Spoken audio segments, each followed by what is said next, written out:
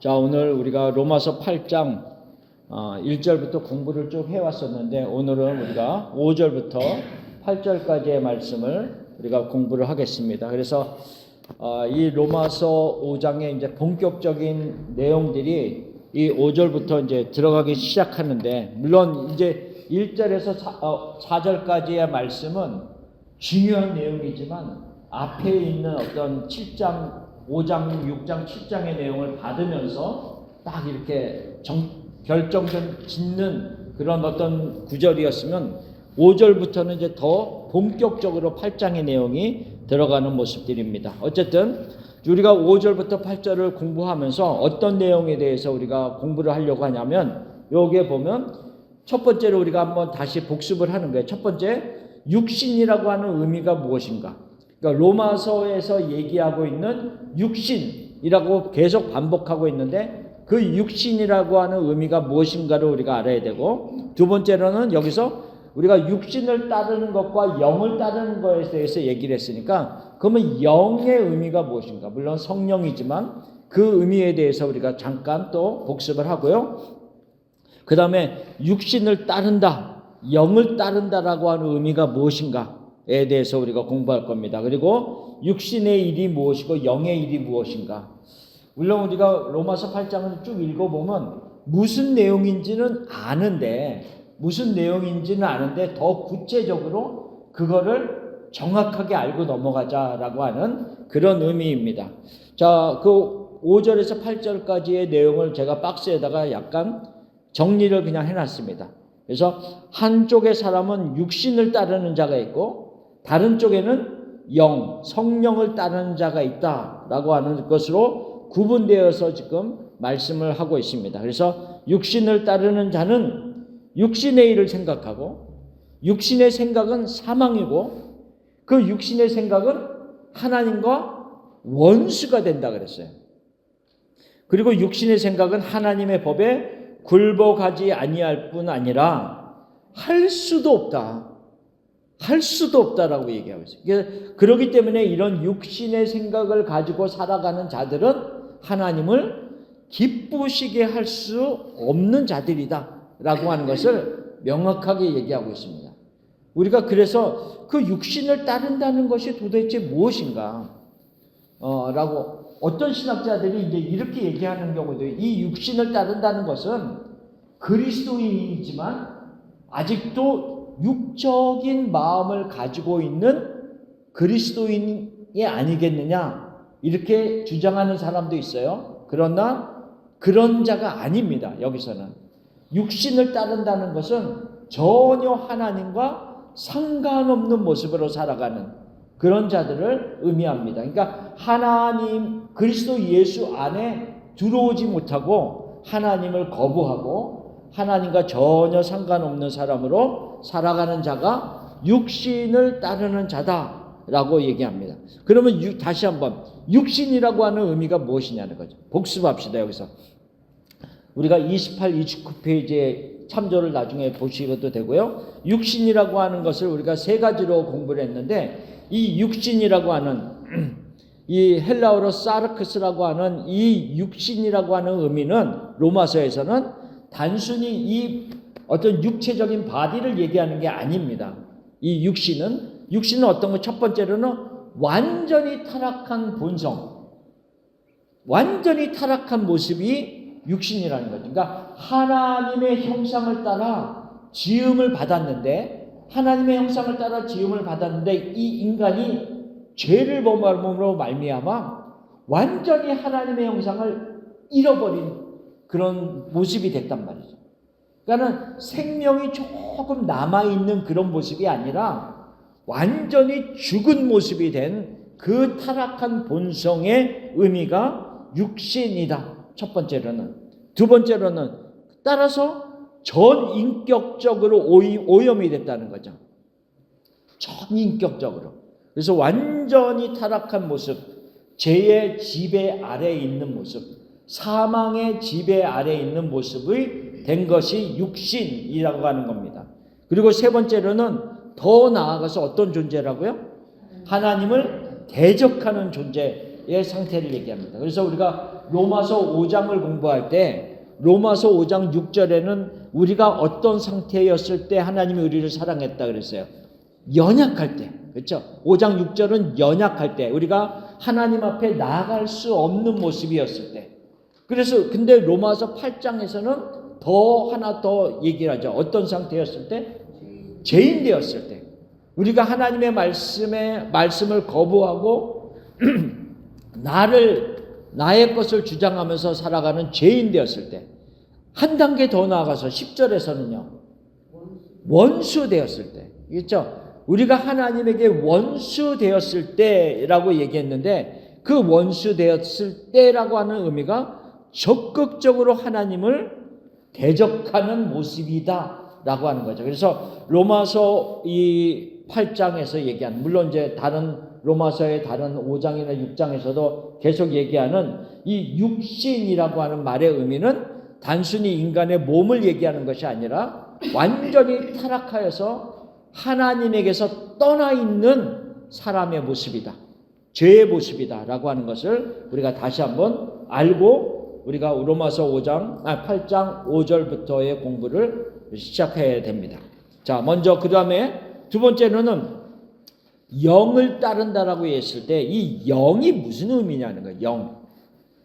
영은 성령입니다. 성령.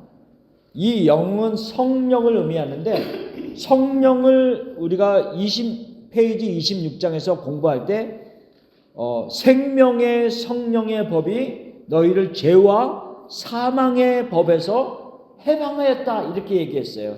그때 거기에서 성령에 대해서 얘기할 때 생명의 성령이라고 이야기한 부분이 있습니다. 그래서 왜 생명의 성령인가 라고 하는 것을 우리가 공부하면서 두 가지를 얘기했어요. 첫 번째 때는 창조 때에 우리에게 생명을 불어넣으신 성령이시다. 그래서 우리 인간을 창조하시고 나서 그 호흡, 우리에게 숨을 불어넣으셨단 말이죠. 하나님의 호흡, 하나님의 생명을 불어넣으신 그때에 하나님, 우리가 하나님이라고 얘기하면 우리가 보통 하나님이라고 얘기하면은 일단 우리가 보통 성부 하나님에 대해서 많이 이제 생각을 하잖아요. 근데 우리가 여기서 이제 창세기에서 특별히 얘기할 때 우리가 성부, 성자, 성령 하나님이 있습니다. 성부, 성자, 성령. 자, 성부, 성자, 성령이 다 하나님이에요. 하나님. 그래서 우리가 성부 하나님, 성자 하나님, 성령 하나님. 그 말의 의미는 뭐냐면 성부와 성자와 성령이 다 동일한 신이시다, 하나님이시다라고 하는 의미를 가지고 있습니다. 그러니까 우리가 그래서 성부 하나님, 성자 하나님, 성령 하나님 동일시 여깁니다. 그런 의미에서 성부와 성자와 성령은 모든 영광과 그의 능력과 그가 가지고 있는 모든 것이 동일하다라고 하는 측면에서 삼위일체를 얘기하는 겁니다. 그렇죠? 그러니까는 성부와 성자와 성령을 얘기하는데 우리가 성부는 성자가 아니에요. 성자는 성령이 아니고, 그러니까 하나님이시지만 달라요, 다. 그래서 우리가 세 인격체라고 하면 얘기하지 뭐하지만 세 분이 각각 하나님이시만 각각은 다른 위체란 말이죠. 그래서 성부와 성자와 성령이 계시는데 이 창세 때에 이 성부, 성자, 성령 삼위일체가 우리를 창조하시면서 우리에게 생명을 불어넣으셨단 말이죠. 그러니까 우리가 보통 얘기할 때 하나님이 이 세상을 창조하셨습니다라고 얘기했을 때 우리가 보통 일반적으로 성부 하나님만 생각할 수 있는데 그것이 아니라 삼위일체 하나님이 같이 그 일을 하셨다라고 우리가 알아야 된다는 거죠. 그런 의미에서 창조 때 우리에게 생명을 주신 분은 삼위 하나님이 다 되시기 때문에 여기서도 성령도 그 일을 하셨다라고 하는 의미로 라고 기록하고 있는 겁니다. 자, 두 번째로는 하나님께서 우리에게 생명을 불어 넣으셨는데 인간이 죄를 지음으로 말미암아 이건 먹지 마. 이 동산 중앙에 있는 나무의 실과는 먹지 마 그랬는데 꼭 그거를 먹고 싶잖아. 다른 거 너무 많은데 그래서 그거를 먹음으로 말미암아 죄를 범한단 말이죠. 그러니까 내가 하나님의 자리에 올라가고자 하는 그 인간의 탐욕을 마귀가 알고 미혹을 하는 거죠. 거기에 넘어갔습니다. 그래서 생명에서 떠나 있는 하나님의 생명에서 떠나 있는 인간을 그냥 내버려 두지 아니하시고 성령께서 찾아오셔서 우리 가운데서 다시 하나님의 생명을 다시 허락하시는 그런 역사를 이루신 성령이시다. 라고 해서 생명의 성령이다 라고 하는 것을 얘기합니다. 그래서 육신을 따르는 자는 어떤 모습인가? 육신. 그 다음에 영을 따르는 자는 성령을 따른다는 것이 또 어떤 의미인가? 이런 어떤 개념을 가지고 그렇게 우리가 생각을 해보겠습니다. 자, 세 번째로 육신을 따른다는 것과 영을 따른다는 의미가 무엇이냐는 거죠. 자, 따른다라고 얘기했을 때 나를 따라오너라 라고 얘기하면 우리가 보통 앞장서서 가는 사람을 뒤따라가는 모습이 일반적으로 따라간다 이렇게 얘기합니다. 그래서 예수님도 그 누가복음 9장 23절에 보면 아무든지 나를 따라오려거든, 그렇죠? 자기를 부인하고 날마다 제 십자가를 지고 나를 쫓을 것이니라 이렇게 말씀하셨습니다. 그러니까 아무든지 따라온다라고 얘기를 하는 부분들이 있단 말이죠. 근데 이 로마서 8장에서도 육신을 따른다, 영을 따른다라고 얘기했을 때 이 따른다라고 얘기하는, 특별히 로마서나 이 바울이 사용하는 바울 신학에서 이 따른다라고 얘기하고 있을 때 어떤 의미를 가지고 있냐면 단순히 누군가의 뒤를 그냥 졸졸졸 따라가는 의미가 아니다라고 하는, 여기서 따른다라고 하는 헬라어 카타라고 하는 말이 의미가 무엇이냐면 누구의 지배 아래에 있다, 누구의 원리에 그 지배 아래에서 종속되어 있는 모습이다라고 하는 것을 얘기합니다. 그래서 따른다라고 하는 의미가 훨씬 더 우리가 일반적으로 생각하는 것보다 훨씬 더 중요한 의미를 가지고 있다는 거죠. 그래서 따른다라고 하는 의미가 그렇다면 내가 육신을 따르는 자다, 아니면 영을 따르는 자다라고, 따르는 자라고 얘기했을 때 그 사람이 누구의 지배 아래에 있는 존재인가를 얘기한다는 거죠. 단순히 내가 누구를 따른다, 내가 하나님을 따랐다가 영을 따랐다가 육신을 따랐다가 왔다 갔다 하는 그런 모습은 아닙니다. 그런 게 단순하게 내가 이렇게 행동했다가 저렇게 행동했다 그런 모습이 아니라 누구의 지배 아래서 누구의 통치 아래에 있느냐라고 하는 근본적인 얘기를 하는 부분입니다. 근본적인 부분.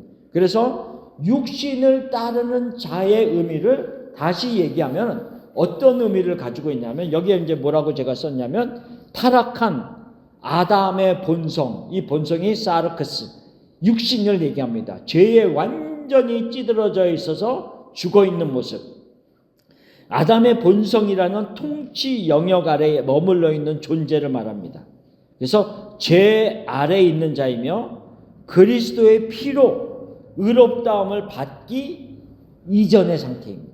그러니까 예수님 밖에 있는 사람이고 하나님의 언약에는 상관이 없는 사람, 하나님과 전혀 관계가 없이 살아가는 사람이 육신을 따르는 자다 이렇게 얘기합니다.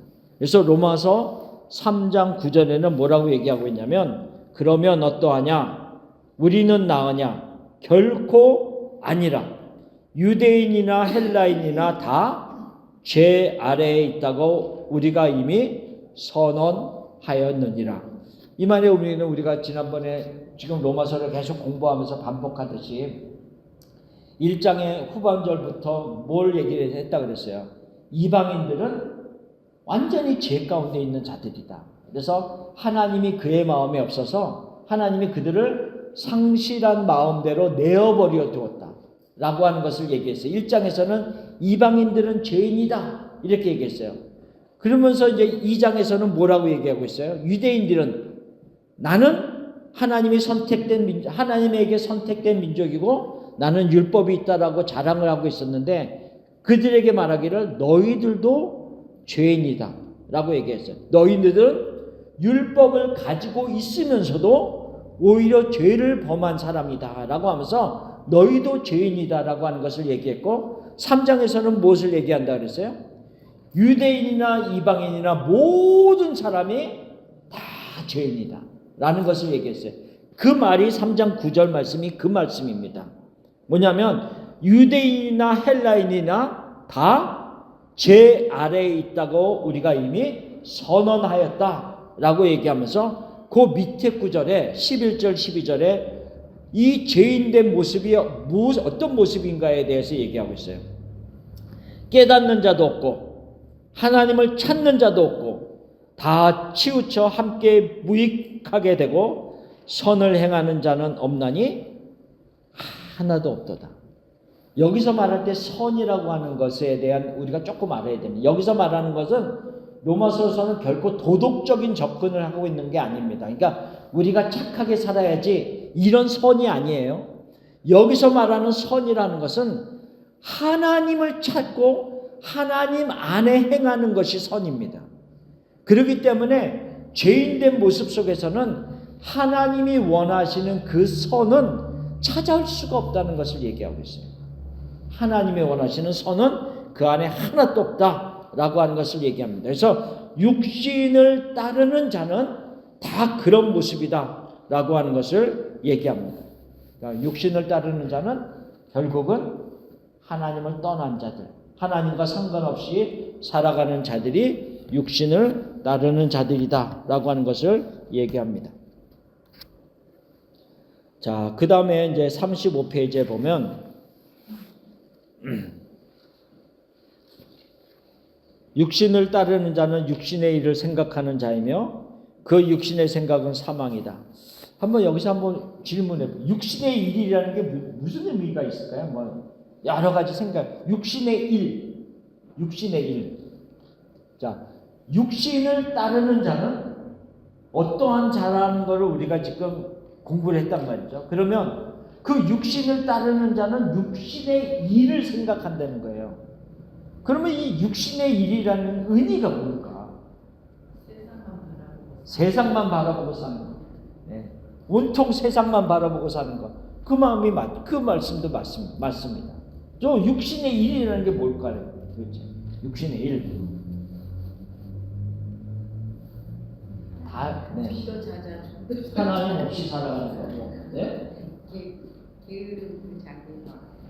게으른 인간의 본성을 따라서 살아가는 그런 모습들, 하나님 없이 살아가는 그런 모습들. 자, 육신의 일, 뭘까요? 육신의 일. 성경에서 육신의 일을 아주 잘 설명하는 데가 하나 있습니다. 갈라디아서.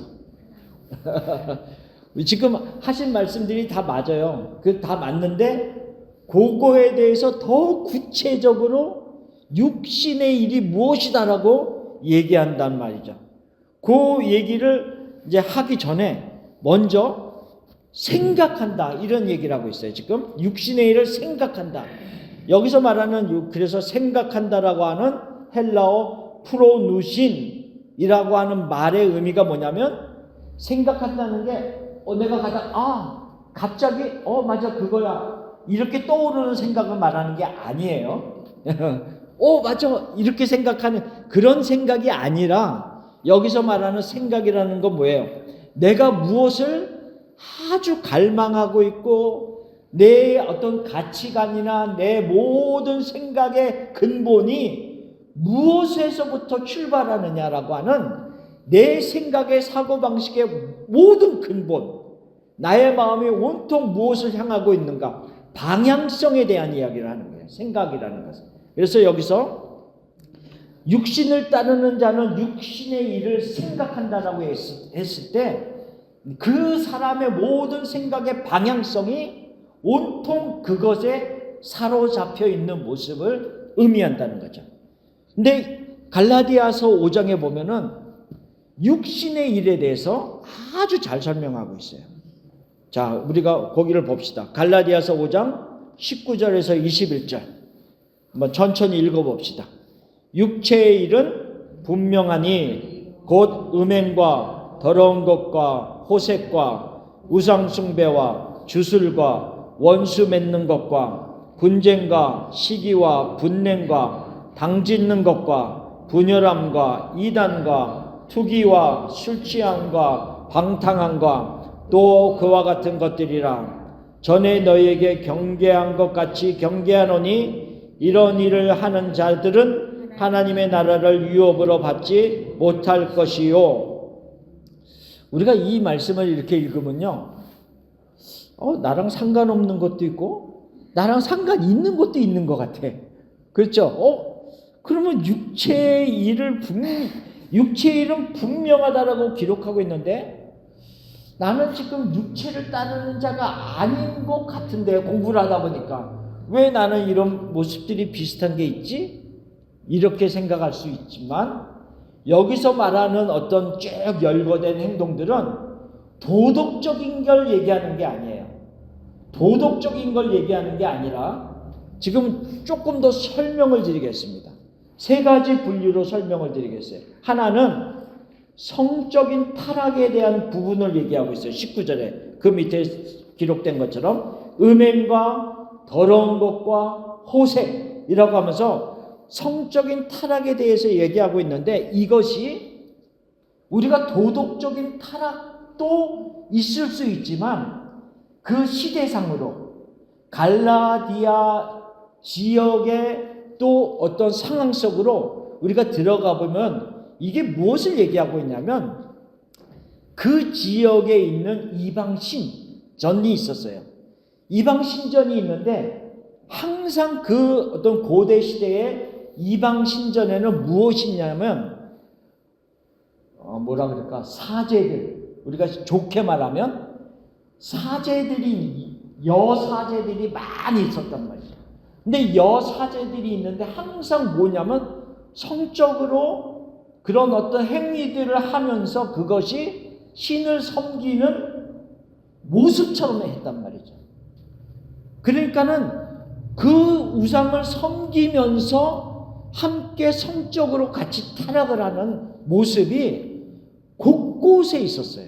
그러니까 여기서 말하는 음행과 더러운 것과 호색이라는 것은 단순한 도덕적인 성적 타락을 의미하는 것 훨씬 더 넘어서서 우상신을 섬기면서 함께 성적으로 타락하는 그 모습을 지적하고 있는 거예요.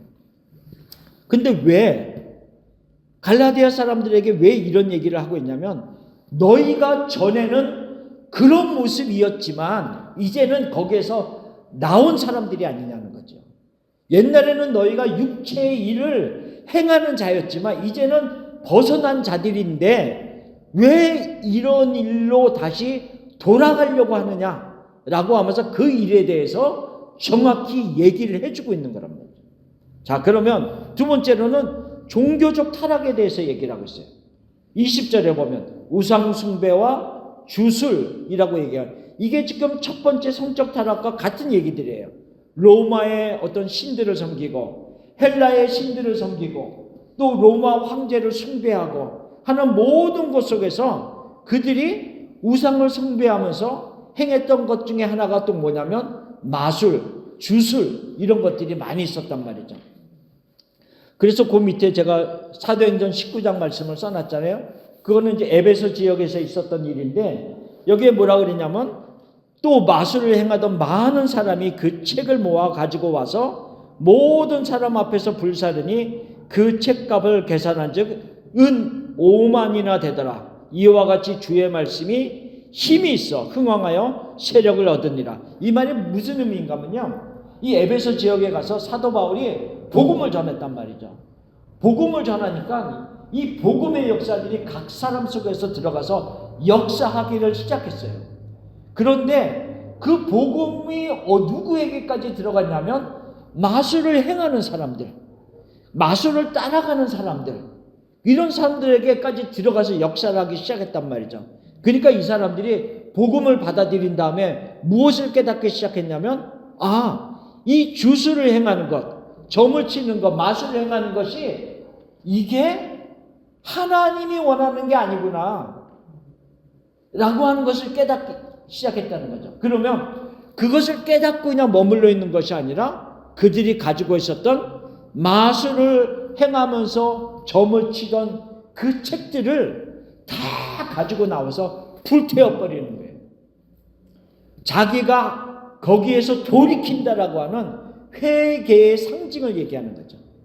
그래서 그 사람들 앞에서 그 사람들이 모여서 다 태웠는데 그 책값이 은 5만이나 되는 어마어마한 책값이 되었다는 거예요. 근데 거기 20절에 뭐래? 이와 같이 주의 말씀이 힘이 있어 흥왕하여 세력을 얻으되. 하나님의 말씀이 각 사람 속에서 역사에서 힘이 있음을 얘기하고 있다는 거죠. 그리고 19장 35절에 보면 에베소 사람들을 향해서 뭐라고 해요? 에베소 사람들아, 에베소 씨가 큰 아데미와 제우스에게서 내려온 우상의 신전지기가 된 줄을 누가 알지 못하겠느냐. 이게 무슨 말이냐면 사도 바울이 복음을 전하니까 복음을 전함으로 인해서 이 복음을 받아들이는 사람도 있었지만 복음에 강하게 저항하는 사람이 있었단 말이죠. 그래서 복음에 따라가는 사람을 붙잡아다가 막 이들을 죽이려고 하고 막 핍박하려고 하는 소동이 에베소시에서 일어나는 거예요. 일어나는데 그 소동이 일어나게 되면 로마로부터 혹시라도 어떤 제재를 받을 수 있는 책임 있는 자들이 나서서 이들을 좀 절제시키는 거죠. 그래서 이 사람들은 지금 소동을 일으키는 사람들은 누구냐면 아데미 제우스 신에 대해서 열정이 있는 사람들, 이런 사람들이 일어나서 저 자들이 우리 신을 모독을 한다. 왜냐하면 이 사람들은 실상은 이 아데미 신전으로 인하여서 자기네들이 돈을 벌고 살고 있었는데 사람들이 갑자기 그냥 그 마술에 연결된 책들을 다 불태우면서 돌았으니까 지금 경제적인 줄이 다 끊어지는 거예요. 그러니까는 소동을 일으켜서 저 반대하는 세력, 복음에 있는 자들을 오히려 척결하고 오히려 핍박하려고 하는 거죠. 이럴 때 그 소동을 일으킨 자들을 잠재우면서 너희들이 주장하는 것처럼 맞다. 에베소시가 이 아데미와 제우스에게서 내려온 우상의 신전지기다. 굉장히 중요한 곳이다 라는 것을 인정을 해주면서 그냥 잠재우는 듯한 얘기를 하고 있는데, 여기서 우리가 알다시피 에베소시가 그만큼 우상으로 가득 찬 모습이었다라고 하는 것을 얘기하는 거죠. 갈라디아 지역도 마찬가지예요. 그러니까는 그 당시에 그 소아시아 지역, 그 지금의 터키 지역이 다 그런 모습이었다는 거죠. 근데 그곳에 다니면서 사도 바울이 복음을 전하고 그들에게 여러 가지 일을 이야기하면서 그들이 복음 안에 돌아오고 했는데 그 육체의 일을 다시 한번 그들에게 말해주고 있다는 거죠. 다시 우상을 숭배하는 일로 돌아가지 말아라 라고 하는 것을 얘기하는 거예요. 그것이 육체의 일이다 라고 하는 것을 얘기합니다. 그리고 세 번째, 그 다음 페이지에 보면 이 지금 세 번째에서 지금 쭉 얘기하고 있는 부분들, 특별히 원수 맺는 것, 분쟁, 시기, 분냄, 당짓는 것, 이런 여러 가지들을 쭉 열거하고 있는데 이 열거된 것들이 도대체 무슨 의미냐? 단순히 도덕적인 의미를 얘기하는 거냐? 아닙니다.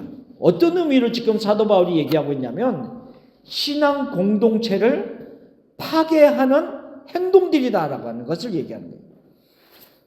자, 이게 무슨 말이냐면요. 지금 갈라디아 서니까 갈라디아 지역을 예로 드는 겁니다. 근데 일반적으로 그때 소아시아 지역에 있는 모든 교회들이 다 비슷한 환경이에요. 어떤 환경이냐면 처음에는 유대인들이 복음을 받아. 왜냐하면 사도 바울이 처음에 다니면서 어디에 가서 복음을 전했냐면 회당에 들어가서 복음을 전해요. 회당이라는 것은 유대인들이 모여 있는 곳이란 말이죠. 그래서 회당에 들어가서, 왜냐하면 그들은 이미 율법을 알고 있었기 때문에, 구약의 율법을 알고 있었기 때문에 복음을 전하기가 훨씬 용이했습니다. 왜냐하면 구약을 얘기하면 이들은 다 알아듣기 때문에. 그래서 구약의 얘기들을 쭉 하면서 그 구약에서 예언된 분이 예수님이시다라고 하는 것으로 연결시켜서 복음을 전했단 말이죠. 그런데 많은 사람들이 그 안에서도 복음을 받아들이고 유대인 그리스도인들이 생기기 시작했다는 거죠. 그런데 유대인만 복음으로 들어온 것이 아니라 후에 누구까지 들어오기 시작하냐면 이방인들도 복음을 받아들이고 들어오기 시작해요. 그러면 이 교회 안에, 예를 들면 지금 좋은 비전교회 이 공동체 안에 유대인들도 있고 이방인들도 있단 말이죠. 우리가 예를 들면 한국에서 장로교를 다니던 사람, 감리교를 다니던 사람, 침례교를 다니던 사람, 여러 어떤 교단이 한국에서 다 교회 생활을 하다가 이민 와갖고 우리가 만일에 이 교회에 모였단 말이죠. 이 교회에 모였는데 나는 장로교를 다녔고 저 사람은 감리교를 다녔고 침례교를 다녔고 이렇게 모여 있어요. 그러면요, 뭔가 비슷한 것 같은데 어느 부분에 가면 저거는 내가 옛날에 배웠던 거랑 조금 다른데 진리에 어긋나는 건 아니지만 그런 부분이 있을 수 있거든요.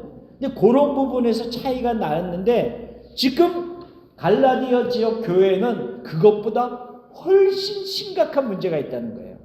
왜냐하면 유대인들은 그리스도인이 되었지만 무엇을 주장하냐면 율법을 지켜야 됩니다. 이런 걸 주장합니다. 율법이 얼마나 중요한데 율법을 지켜야 합니다. 이렇게 얘기하고 이방인들은 아니다. 복음은 율법에서 훨씬 더 뛰어난 율법을 완성시키는 거기 때문에 율법에서 자유함을 받을 수 있다. 이렇게 얘기합니다. 근데 이 두 가지는 너무 심각한 문제였기 때문에 갈등이 그냥 이렇게 간단한 문제가 아니라 심각했어요. 그 문제를 알고 있는 사도 바울이 이들에게 편지를 쓰면서 이야기하고 있는 부분입니다. 육체의 일은 라고 하면서 뭐에 대해서 얘기를 하고 있냐면 원수 맺는 것과, 자 한번 그러니까 이런 교회의 어떤 갈등의 구조를 알고 이거를 생각하면 돼요. 원수 맺는 것, 분쟁, 시기, 분냄, 당짓는 것, 분열, 이렇게 생각해 보면 우리가 훨씬 더 그것들을 이들이 어떤 모습으로 지금 이 말씀을 받아들이고 있겠구나라는 것을 알 수가 있다는 거죠. 이거는 단순히 우리가 도덕적인 접근을 하는 게 아니라는 거죠. 그러니까 교회 공동체를 허물어뜨리는 그런 모습으로 행동하지 말아라 라고 하는 것. 그런 모습들은 육체의 일이다라고 하는 것을 말하는 거예요. 하나님께서 피로 값주고 산 교회를 무너뜨리지 말아라. 그러면 다시 조금 더 들어가서 교회는 무엇입니까? 교회는 무엇이냐? 자, 교회, 우리가 이제 보통 말하는 교회, 그랬잖아요? 교회는 우리가 일반적으로 생각하면 건물을 생각합니다. 자, 건물은 교회가 아닙니다. 그렇죠? 우리가 알다시피, 계속 공부했다시피, 교회는 건물이 아닙니다. 교회는 그리스도의 피로 값주고 산 우리 한 사람 한 사람이 교회입니다. 제가 교회이고 여러분들이 교회입니다. 그렇죠? 그래서 에베소서는 분명히 교회는 하나님이 부르셔서 세상에서 구원을 받은 그 사람이 교회라고 말하고 있습니다. 우리가 교회예요. 그래서 교회 한 사람 한 사람이 모여서 우리가 말하는 지역교회, 그냥 로컬 철치를 이루는 거죠. 그래서 우리가 그 교회를 용이하게 좋은 비전 교회, 이렇게 그 공동체를 부르는 겁니다.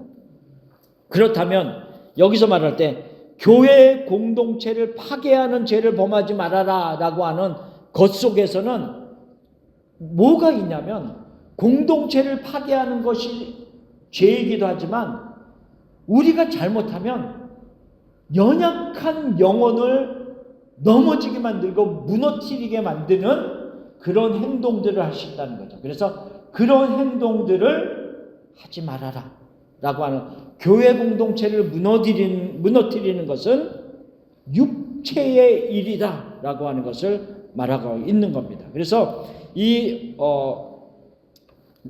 우리가 육체를 따르는 자는 육체의 일을 생각한다라고 얘기했을 때, 항상 우리가 이 육체의 일은 도덕적인 관점에서 접근하는 것이 아니라 영적인 것, 하나님이 구별해 놓으신 어떤 하나님의 것에서 떠나 있는 모습에서 완전히 기준을 삼고 살아가는 그런 모습을 의미하는 것이다 라고 하는 것, 그것이 갈라디아서 5장 19절에서 21절까지 분명히 말하고 있다 라고 하는 겁니다. 그래서 이런 모든 육신의 일들은 결국은 사망으로 간다는 거죠. 사망. 제가 샌프란시스코를 가기 위해서 우리가 이제 M7역이나 기차를 타고 가기도 하잖아요. 이제 기차를 탔다라고 이제 가정을 해봅시다. 자, M7역을 타고 제가 기차를 타고 샌프란시스코로 갑니다. 근데 우리가 이제 뭐 어떤 그 스테이션에 가서 타려고 할 때 남쪽으로 내려가는 방향도 있을 것이고 북쪽으로 올라가는 방향의 기차가 있을 겁니다. 그러면 제가 북쪽으로 가는 기차를 타고 올라가야겠죠. 남쪽으로는 샌디에고로 가니까. 그러면 제가 북쪽으로 올라가는 기차를 타고 이제 가고 있습니다. 그러면 그 의미는 뭐냐면, 내 가는 방향성은 이미 결정이 되어 있어요. 결정이 되어 있어요. 그런데 제가 이전에 예를 들면 샌디에고도 어떻게 생겼는지를 잘 알고 있단 말이죠. 가봤기 때문에.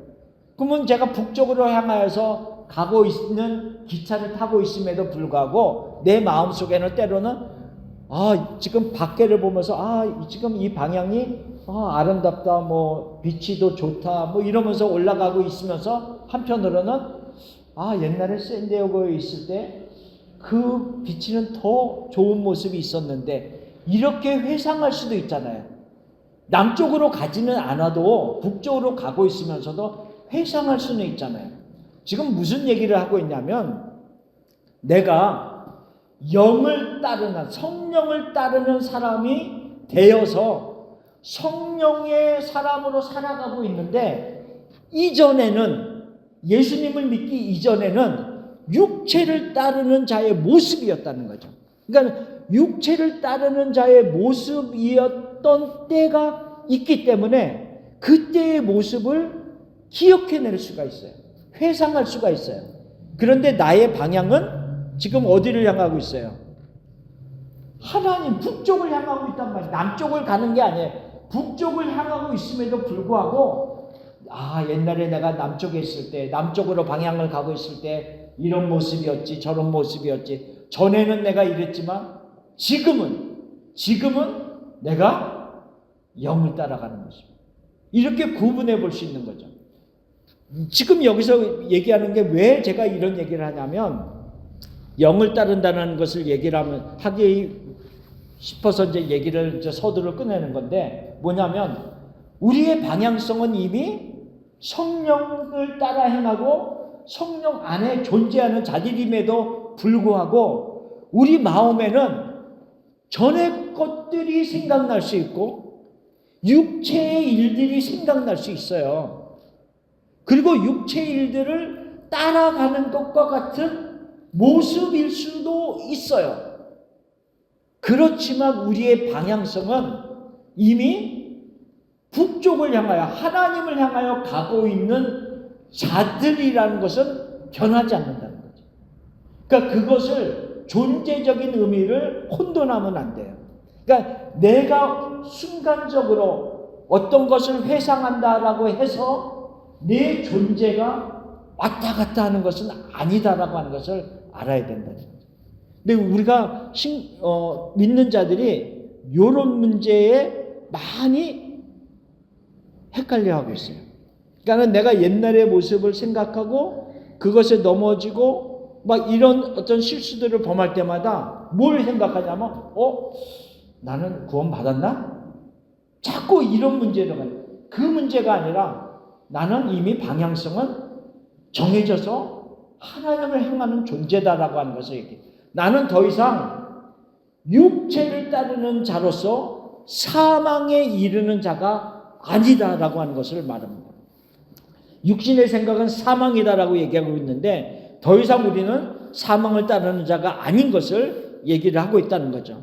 육신의 생각은 사망이고 육신에 있을 때에는 이 로마서 7장 5절 말씀에 보면 우리가 육신에 있을 때에는 율법으로 말미암는 죄의 정욕이 우리 지체 중에 역사하여서 우리로 사망을 위하여 열매를 맺게 했다는 거죠. 열매. 사망의 열매를 맺게 했다는 거죠. 육계에 속한 사람은 자 고린도전서 2장 14절을 같이 읽어봅시다.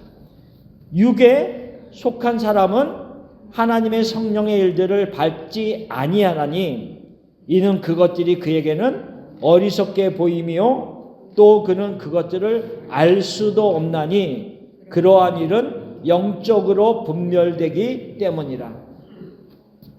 우리가 성경을 공부하면서 이런 여러 가지를 생각하고 성경을 이렇게 풀이하면서 공부하면서 이렇게 설명할 때 그 말씀이 이런 뜻이구나 라고 우리가 깨닫는 것 자체가요, 이거는 내 힘으로 될 수 있는 게 아니라는 걸 얘기합니다. 여기서 뭐라고 했어요? 그런 것들은 어리석게 보이고 알 수도 없고 분별하지도 못한다. 육신에 있는 자들은 이렇게 얘기를 하고 있습니다. 자, 성령을 따르는 자는 그러면 어떤 자들인가? 라고 하는 것을 얘기합니다. 성령을 따르는 자들은 우리 그리스도인의 정체성에 대해서 얘기하는데 로마서에서 이미 공부했던 내용들을 다시 한번 상기시켜 봅시다. 그 다음 페이지에 보면 성령을 따르는 자들은 첫 번째로 그리스도 예수의 속량으로 값없이 의롭다 하심을 얻은 자다. 우리는 어떤 자라고요? 예수님의 피값으로 의롭다함을 받은 자들이다. 죄 없다함을 하나님께서 법정에서 선언을 하셨단 말이죠. 우리의 죄를 의롭다함을 받았어요. 두 번째, 우리는 화목하게 된 자, 하나님과 화평을 누리는 자가 되었다라는 것을 얘기하고 있어요. 세 번째, 그리스도 예수 안에 있는 자로 죄와 사망의 법에서 해방된 자다라는 것. 우리가 지금 5장과 8장 이런 거에서 공부한 내용들을 다시 한번 우리가 복습하는 겁니다. 네 번째, 우리는 어떤 자인가? 그리스도 안에서 영생을 소유한 자다라고 하는 것을 얘기하고 있습니다. 그리스도를 영을 따르는 자는 의롭다함을 받은 자이고 우리는 하나님과 화목된 자이고 평안을 누리는 자이고 우리 안에는 뭐가 있어요? 영원한 생명이 있다라고 하는 거죠. 성령을 따르는 자. 우리는 그러한 것들이 있나요? 어떻게 생각하십니까? 자, 의롭다함을 받았습니까? 아멘. 의롭다함을 받으셨습니까? 네, 아멘. 그러니까 우리가 제가 질문하잖아요. 의롭다함을 받으셨어요? 그러면 우리가 선뜻 만일에 머뭇머뭇 거리는 이유가 뭐냐면 자꾸 내 안에서 어떤 근거를 찾으려고 해서 그래요.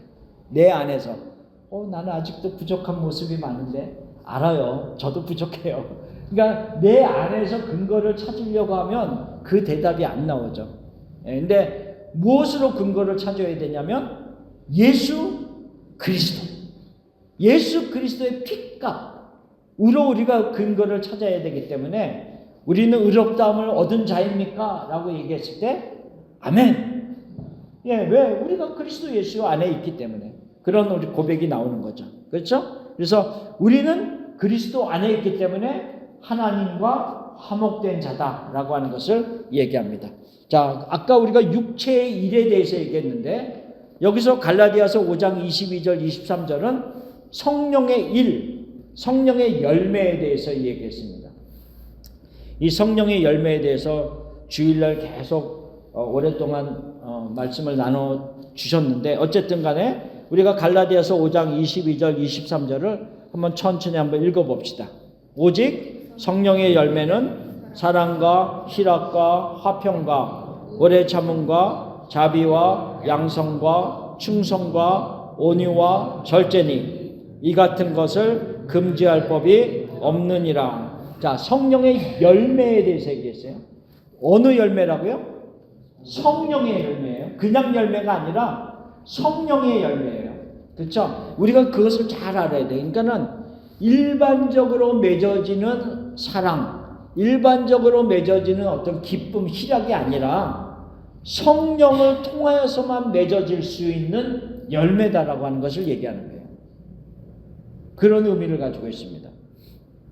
그러면 우리가 지금 이거 하나하나 다 지금 공부하지는 않지만 전체적인 어떤 중요한 부분을 이렇게 접근해 보겠습니다. 아까 육체의 일을 얘기할 때 그 육체의 일을 세 가지로 나눴어요.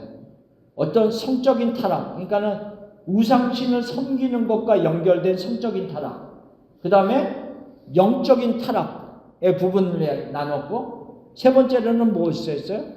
신앙 공동체를 무너뜨리는 죄에 대해서 얘기를 했단 말이에요. 육체의 일에 대해서 얘기하면서. 그러면 그 다음에 나오는 성경 구절이 갈라디아서 5장 22절, 23절이거든요. 그러면 성령의 일, 성령의 열매를 우리가 어떤 식으로 접근해야 되겠어요? 육체의 일을 접근한 것처럼 그런 측면에서 이 말씀을 접근해야 된단 말이죠.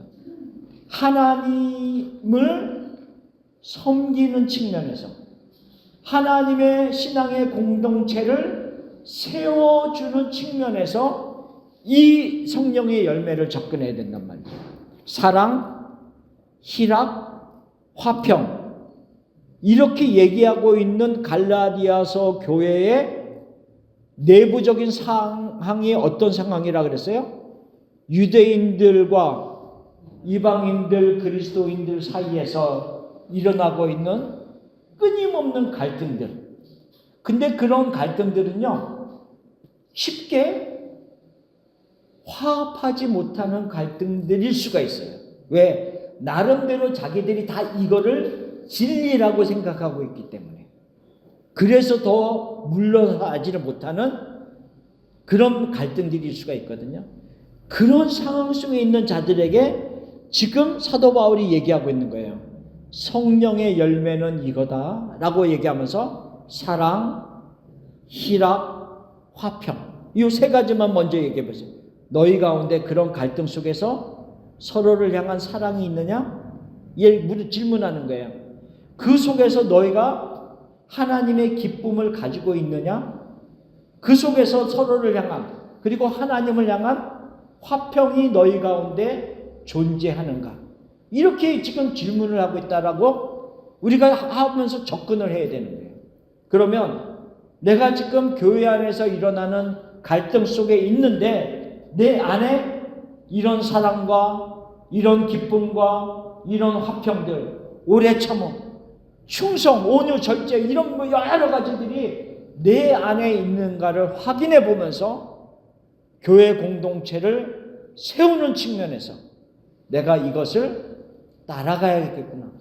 내 안에서 이런 모습들이 일어나야 되겠구나라고 하는 결심이 있어야 된다.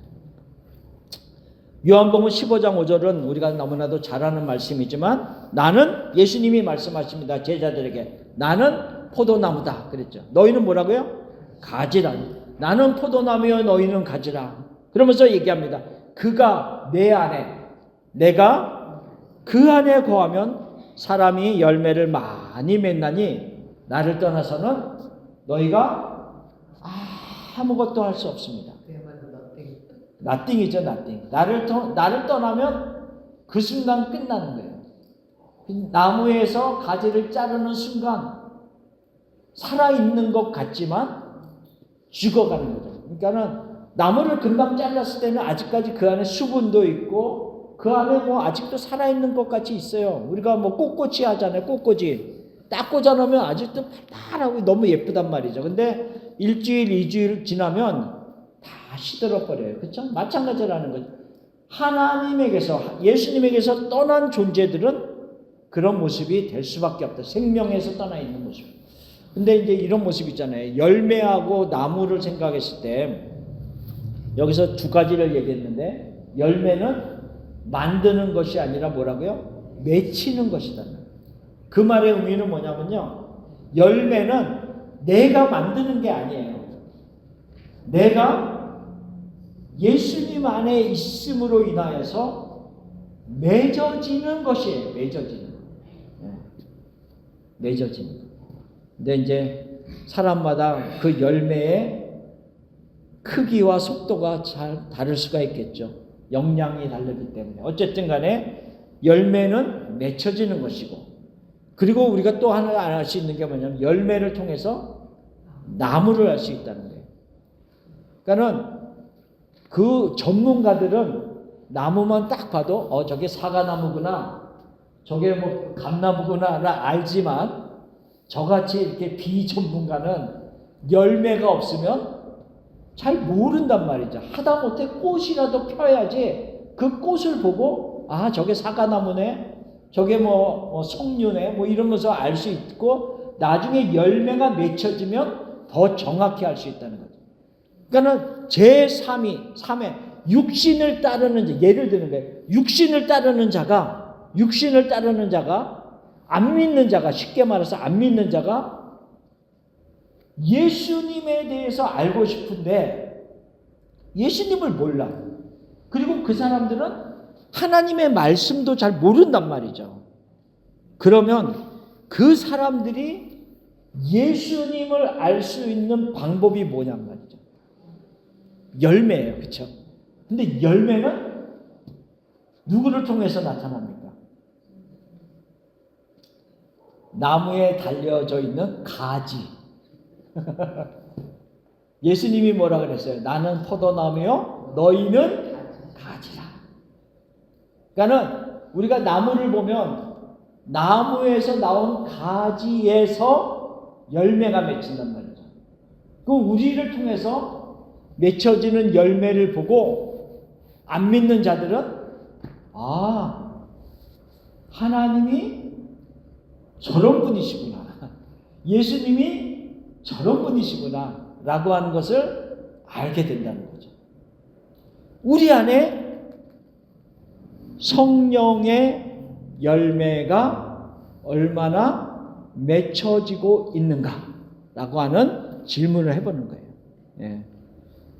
성령의 일, 성령의 열매가 맺혀지는데 성령의 열매가 맺혀지는 자들은 어떤 자들에게 맺혀진다? 영을 따르는 자들, 성령을 따르는 자들, 성령의 일을 생각하는 자들, 우리의 가치관과 우리의 모든 생각이 어떤 방향으로 향하고 있는가에 가지고 살아가는 자들을 통해서 맺혀지는 열매, 그것을 맛보고 사람들은 예수님이 하나님이 어떤 분이신가를 알 수 있다는 거죠. 그래서 우리 삶을 보고 나도 예수님 믿어야겠구나, 이런 마음의 감동들이 있을 수 있도록 살아가는 모습이 필요하다라고 하는 것을 이야기합니다. 자, 아까 육신의 생각은 사망이라 그랬습니다. 영의 생각은 뭐라고요? 생명과 평안이다 그랬어요. 자, 우리가 이런 걸 생각할 때